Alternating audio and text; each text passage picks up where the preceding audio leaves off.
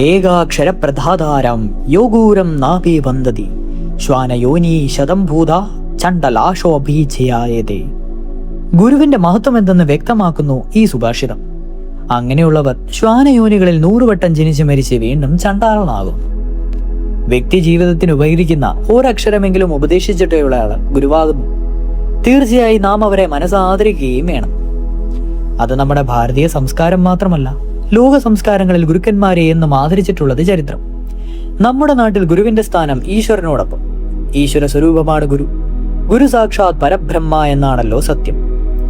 ആ തുടങ്ങിയ അധ്യക്ഷരം മുതൽ പരമപദമായ മോക്ഷമാർഗം വരെ പഠിപ്പിക്കുന്നു ഗുരു. ലോകം ആരാധിക്കുന്ന അറിവ് പ്രദാനം ചെയ്യുന്ന അധികാരിയാണ് ഗുരു.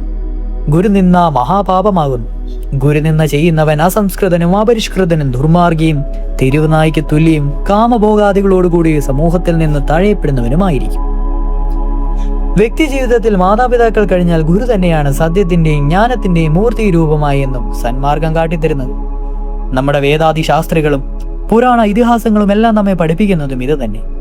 ഒരു യഥാർത്ഥ ഗുരുവിന്റെ മൗനം പോലും ശിഷ്യനെ സംബന്ധിച്ച് മാതൃകാപരമായ കർമ്മമാണ്.